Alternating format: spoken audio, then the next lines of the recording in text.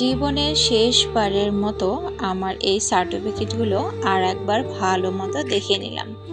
কেন দেখে নিলাম সেটা একটু পরে আপনারা বুঝতে পারবেন।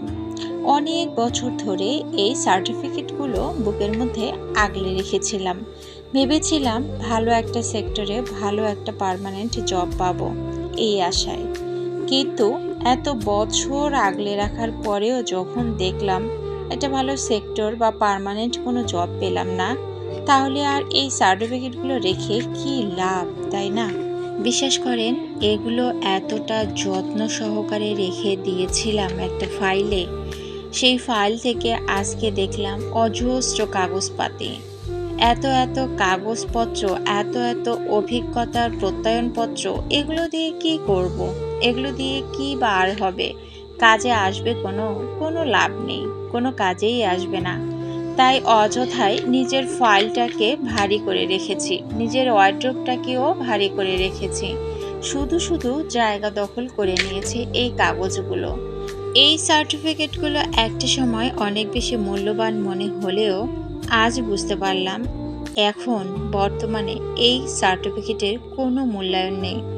যখন এই সার্টিফিকেটের কোনো মূল্য থাকবে না, তখন আর এই সার্টিফিকেটগুলো দেখলে শুধু শুধু কষ্ট বেড়েই যাবে।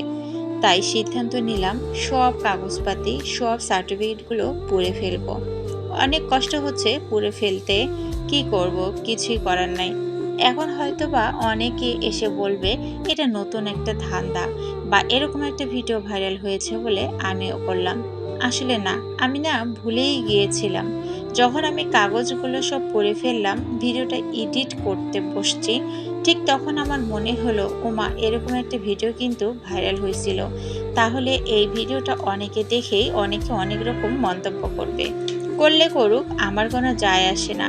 আজ আমি উপলব্ধি করতে পারছি যে ওই যে মেয়েটার ভিডিও, অর্থাৎ ওই যে মেয়েটা কতটা কষ্ট পেয়ে তার নিজের সার্টিফিকেটগুলো পুড়ে ফেলছে।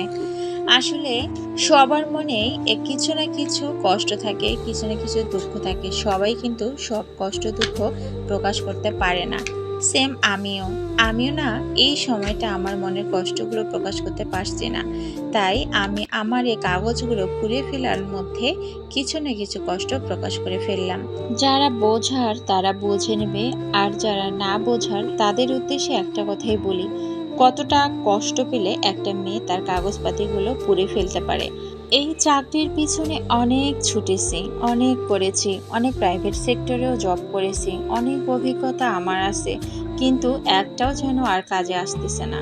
কাজে আর আসবেই কেন? থাক, আর নাই বললাম এত কিছু। যাই হোক, আমার এই ভিডিওটা দেখে কেউ কোনো বাজে মন্তব্য করবেন না প্লিজ। যাদের এরকম ভরি ভরি সার্টিফিকেট আছে কিন্তু কোনো একটা জব সেক্টরে যাইতে পারেনি, শুধুমাত্র তারাই বুঝবে এর কষ্ট কত বেশি। সবাইকে অনেক ধন্যবাদ।